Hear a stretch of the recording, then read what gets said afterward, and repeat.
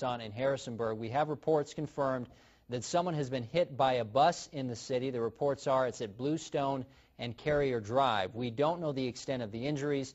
Law enforcement is on the scene, and we are heading to the scene to get more information about that accident. Again, a person has been hit by a bus in Harrisonburg. We are trying to get more information for you, and we'll bring you that information as soon as it is available.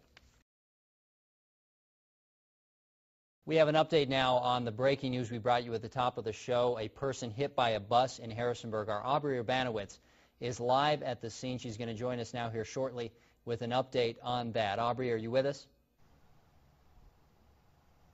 I am live at JMU, where the mood is actually fairly somber right now. You can see all the police cars and fire trucks behind me. There is still a bus. We have confirmed that there was some sort of incident between a bus and a pedestrian. You can actually see the bus still parked behind me. Things are taped off. There's police cars everywhere and a lot of students walking around. I was able to talk to a few girls who said they showed up at the scene right after the incident, and they do say that there was a girl who was stuck under the back of the bus. It did look like there was something laying on the ground when I arrived here at the scene. That has not been confirmed. Again, unconfirmed information, but we do believe there was some sort of incident between a JMU bus, a city bus, and a pedestrian right now.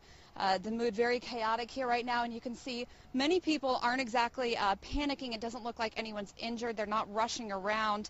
Everyone's kind of standing around at the scene. So a very somber scene here at JMU in almost a week of tragedy. This is the third incident here at JMU in about a week. We had the death of cheerleader Nick Keats about a week ago, and the death of the JMU assistant provost the end of last week, and now this is the third tragedy, again unconfirmed, but hopefully there will be no more tragedies here at this campus.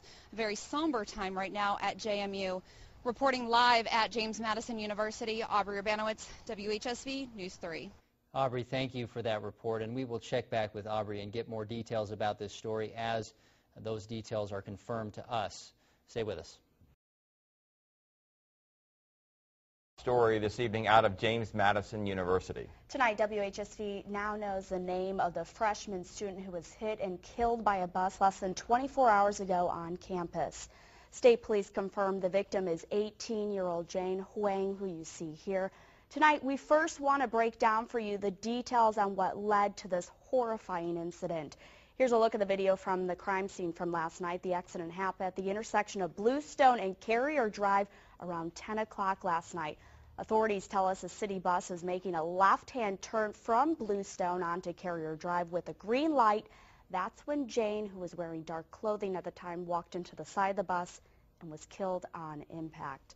Tonight we have team coverage on how the JMU student body is coping with this horrible incident. WHSV's Tim Ronka is live at JMU where this accident happened. Tim. Bob, Allison, certainly a very sad day here at JMU. I'm actually standing at the intersection where this accident happened. That right there is the intersection of Carrier Drive and Bluestone Drive, where the bus did strike last night. And of course, that's where the tragedy happened. State police confirmed the cause of this accident as inattention by the pedestrian. They say the crosswalk signal said don't walk, and the bus driver had a green light. The driver will not be charged with anything, as there were other factors involved as well. Dark clothing, it was raining at the time, there was also other vehicles in the area causing with headlight glare. There were a lot of other factors that came into play, but it was mainly the inattention of the pedestrian. And police say a cell phone was actually found nearby. It may have caused a distraction. However, police do not want to confirm or deny whether that was actually a part of this accident or not. Coming up at 6, hear more from JMU officials and police about what happened here today or last night. Live at JMU, Tim Ronka, WHSV News 3. Thank you, Tim. WHSV's Jennifer Jacobs continues our team coverage this evening. Jennifer, I know you spent the day talking with students. Tell us a little bit about what they are doing to get through this. Yes, Allison. Just as Tim mentioned, the students have been out all day. It's been a sad day at JMU. What they did last night around 1 a.m. is they all gathered through text messaging and Facebook. They found out. They came out and made a candlelight vigil just outside of Godwin Hall. And right now and all throughout the day, there's been flowers, candles. They've dropped off notes, but it's definitely been a sad day on campus. I mean, for this to be the third Duke this year that we've lost, I feel like it's just a huge loss to the entire JMU community. I feel like we look at each other as brothers and sisters in this community because we are so tight-knit. So anytime there's a loss of anyone, especially a young lady like this being in her first year here at JMU, it's really hard, I feel like, on everybody. So for tonight, as we're looking forward, we do have a candlelight vigil at the Convocation Center here on the JMU campus. It starts at 9:30 and goes until 10:30. Live in Harrisonburg, Jennifer Jacobs, WHSV News 3. And tonight, several of you are offering your condolences to the JMU student body on our Facebook page. Kimberly shares with us, "It's my mother who is a driver. Our sorrow goes out to Jane, her family, and her friends. This is so sad because of the death. My mother loves her job as a bus driver, and that's all she looks forward to is driving that bus. But she also loves JMU. It's so sad, and she is not doing well at all. She is grieving the loss of this beautiful young girl, as well as Jane's loved ones are as well." Amber shares with us, "My prayers go out to the family and friends of both the driver and victim." Julie shares with us, "May God be with her family and friends during this tragic time." And you could share your thoughts and condolences with us tonight on our Facebook page. Just search for WHSV. Now, with this being the fourth death in the campus body within just the last month, the campus body at JMU has created a Facebook page in honor of that. They are calling it Forever All Together One. This is a live look at that group Facebook page. Now, on the page, they have event details of the campus body gathering tonight at 9:30 to reflect back on the life of those who have recently died at JMU. Again, that memorial will get underway tonight at 9:30 at the Convocation Center. A community in mourning again rises up tonight to lean on each other for support. Good evening, everyone. I'm Val Thompson. Tonight, the JMU community is remembering Jane Huang, a freshman student who died last night when she was hit by a bus on campus. She was from Fairfax. Police say the bus had a green light and was turning left when the bus driver hit Huang. Huang was wearing dark clothing, and state police say it appears she didn't see the bus coming. Huang's death has rocked the JMU community, and they came out by the thousands to honor her and mourn together. That's where News 3's Karen Campbell joins us, where a huge group of people came out to pay their respects. Karen, what's the mood like on campus tonight? Well, Val, the mood here tonight is that of sadness, also mixed with a little bit of happiness. Behind me at the Convocation Center, students have started to come out of that center where a vigil was held to pay their respects to not only the 18-year-old student, Jane Huang, who lost her life tragically yesterday, but also the other students and staff member who died this past semester. Now, I'm not sure if you can see that clear or even hear, but there are some students gathered outside. They're playing music. They're sort of rejoicing. They're trying to keep the memories of those who have died alive. Now, inside the Convocation Center, hundreds, if not thousands of people packed that room. They started out with a moment of silence. They held up these blue glow sticks, as I said, in a moment of silence. Now, they also showed up Facebook images or Facebook messages on a large screen with messages that read, you know, rest in peace, we'll miss you. There was also lots of singing. Trumpets played, again, to honor all of those people who have died this past semester. Yeah, I feel like she really left a huge part of her at JMU community, even to those who haven't known her for that long.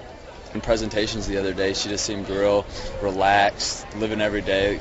I mean, really like it's her last, but she was just real down to earth. She didn't let anything stress her, and she was a model student, really. Now, Dr. Linwood Rose took to the podium toward the end of this vigil, and he addressed the crowd saying, you know, he didn't have a chance to know Jane. He wished he would have had that chance to actually give her her diploma when she graduated, but now that's not going to happen. Now, again, as I mentioned earlier, this vigil was to honor those who have died. We cannot forget the other 3 students that died, including the vice provost that had passed away. Now, another gentleman took to the podium, and he said, he recommended to the students, you know, we depend on social media so much these days, and he said, you know, you're never promised tomorrow, so make sure that you reach out to your friends and family, make that phone call, send a letter, just tell the person that you you care about. Tell them that you love them. You know, never let a day go by that you don't express how you feel about that person because, again, you're never promised tomorrow. Here on the campus of James Madison University, I'm Karen Campbell, WHSV News 3. Thank you, Karen, for that report. As she mentioned, other students have died this month at JMU. Less than 2 weeks ago, another JMU student, Nick Keats, died in his room. Keats was a cheerleader.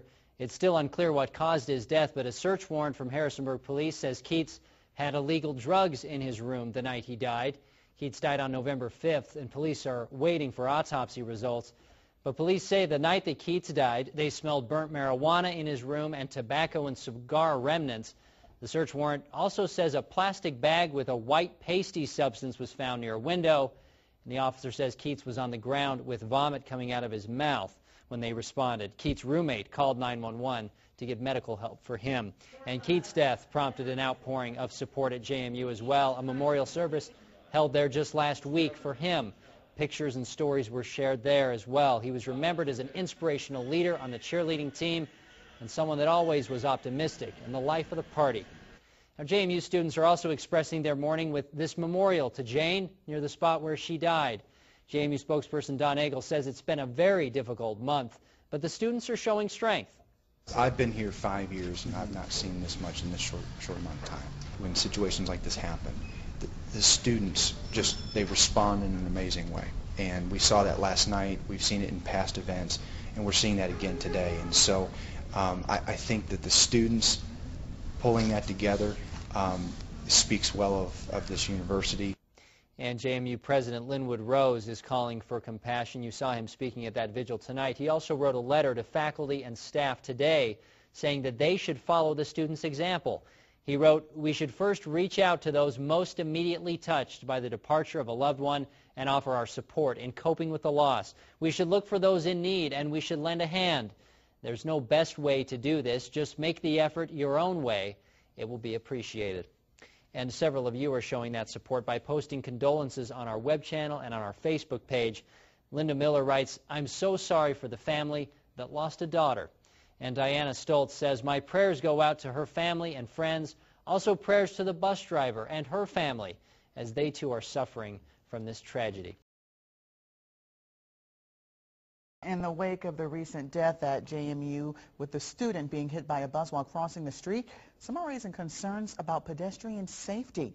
News 3's Lisa Pappas picks up the story at JMU. And Lisa, I understand you've seen quite a few students taking some risks.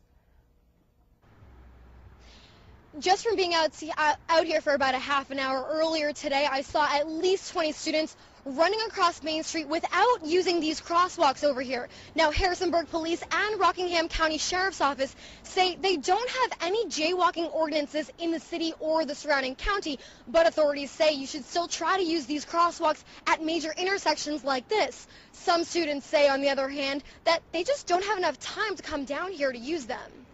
I believe it's much more convenient for students to do that because they don't really think about walking all the way down to the stoplight, and they'd rather just cross the street at that time.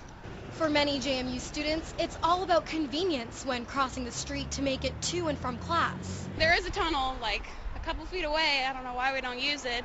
And a lot of the music education, I'm a music education major, so a lot of the music education staff watch us. And they send us emails, reminders like, hey, don't use the street, it's not safe. Sergeant Felicia Glick with the Rockingham County Sheriff's Office says it's safety that students should be most concerned about. Glick says not only should you try to use crosswalks, you should also put your phone or iPod away while crossing the street. A big part of that is not necessarily the act of it muting the sounds surrounding you, but getting your mind engaged in that conversation or that song or whatever, and that's the distracting part of it, walking as well as driving. Harrisonburg police say 8 pedestrians were hit by cars in the city this year alone, and they say that type of thing can be avoided if pedestrians use crosswalks like this and if they're not distracted. But students say they just don't have enough time to come down here to cross this street here instead of in the middle of Main Street where they can cut directly onto campus. But many of them are saying ever since a student died this week in the street, they will try to be a little bit more careful. Live in Harrisonburg, Lisa Pappas, WHSV News 3.